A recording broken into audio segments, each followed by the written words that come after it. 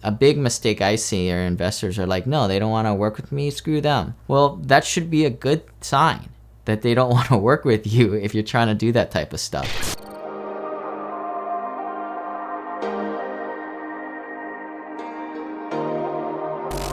Hey, your rich uncle here. I get a lot of really bad deals sent through my inbox. I don't know how you guys get my email address from time to time, but we're gonna go through some things that just have gotten me just dumbfounded. And I've got my big black ugly stick here, and we're gonna knock these out, because if you see these in deals, run away. Run the heck away. So this first one's pretty obvious, right? Like, we want to work with professionals here. So if the email comes through as so-and-so gmail.com, or even worse, probably AOL.com or hotmail.com, well, I already know that I'm working with somebody who just hasn't figured out how to get a domain name connected to an email service provider. Now, it's not that hard these days. You just go get a YouTube video, but I think that at least shows a little bit of business savvy and professionalism. Not to say that, you know, somebody who can't operate a real estate investment or large apartment or mobile home park fund can't do it, but it's like, come on guys, like, get yourself a non-personal free email account. Now, the next thing that I've kind of seen, you know, I've seen a lot of like email pitches and especially webinar pitches, and the one thing I don't like is, you know, seeing these really forceful and pushy arguments. Like, I used to be an engineer, so I'm a lot about the numbers, right? Like, don't give me all this sales copy that I'm just buying a $49 product and repeat it in different languages for like 8 pages lengths, and put, you know, commit here, commit here, commit here button here, there, and there. So I think like the numbers should kind of sell the deal itself. If something is coming across is just too forceful, I don't know, to me it's just a sign of a bad deal and somebody who's just a little bit too desperate for capital or investors.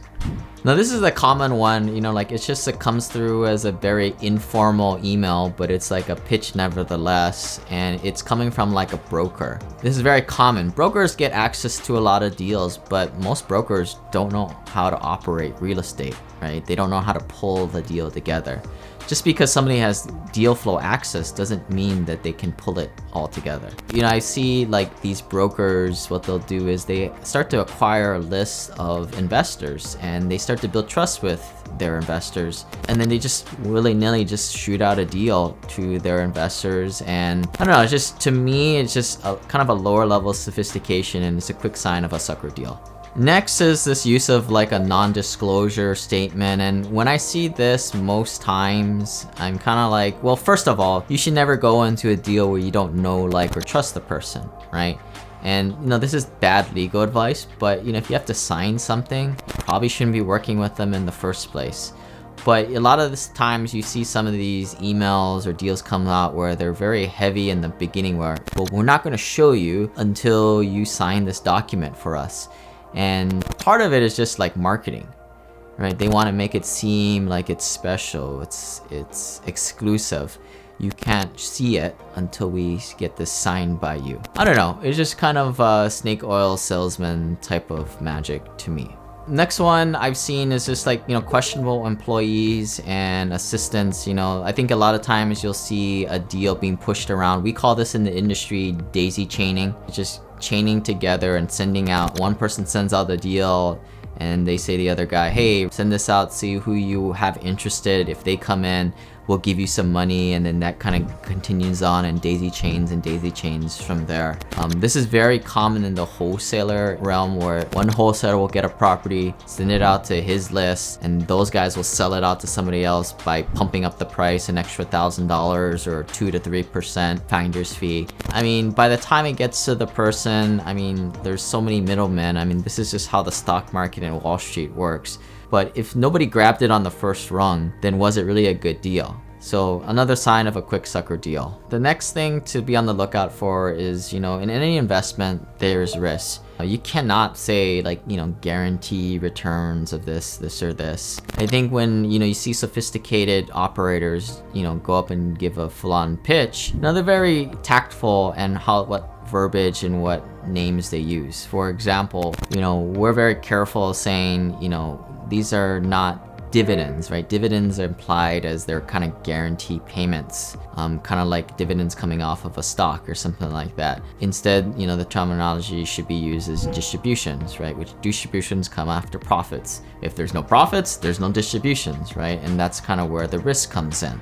So if you got somebody running off, it's a surefire way of kind of figuring out that, they're just a kind of a newbie doing this, or maybe they're just desperate, right? And if they're desperate, it's probably not a good deal to start off with. Now, this next thing is something that I've been guilty of in the past when we were first getting started on our first several deals, minimum investments. To most deals out there, for bringing in investors to onboard them, doing an extra tax return, going through taking on the risk of a new person that you haven't worked with in the past in the form of a passive investor, to bring them in under like $50,000, it's just not worth it.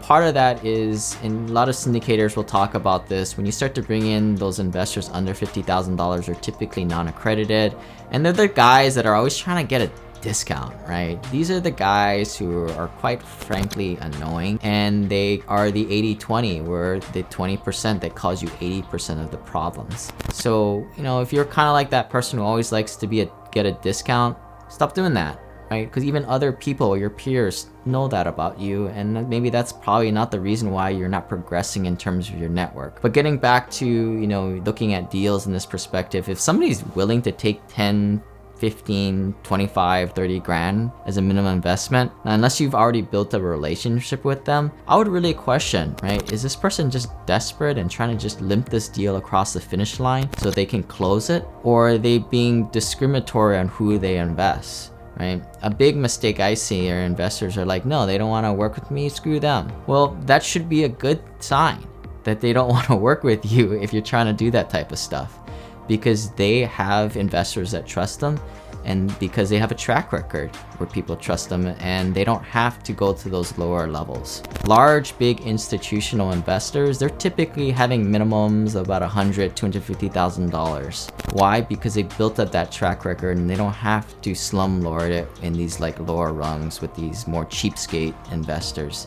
And, as an operator, I've brought in investors for that lower amount, and oftentimes I've learned my lesson and regretted it myself. And I've done this as a passive investor, but, I think it's kind of a surefire way of spotting out a sucker deal.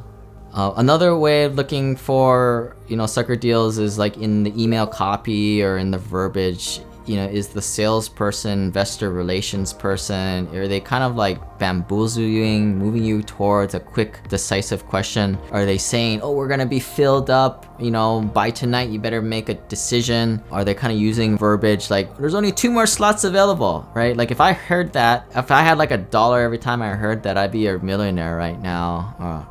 I'd probably be rich right now, and I probably wouldn't need to invest in the first place. So what I would say is like, you want to work with people that are going to be honest to you. I don't think it's right to ask, well, how much money do you have raised right now? Well, it doesn't matter. Get off of that.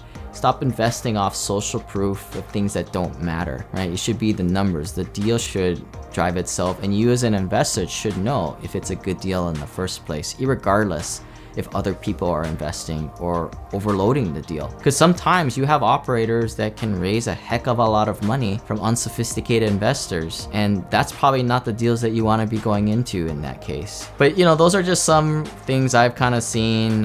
Just want to get that off my chest. If you guys seen some other weird things out there, feel free to drop into the comment section below. Check out Simple Passive Cashflow, shoot me an email on there, let me know what you guys have been seeing, and maybe we'll do a fun video after this again. But yeah, anything you guys need, let me know. Rich Uncle out. Bye.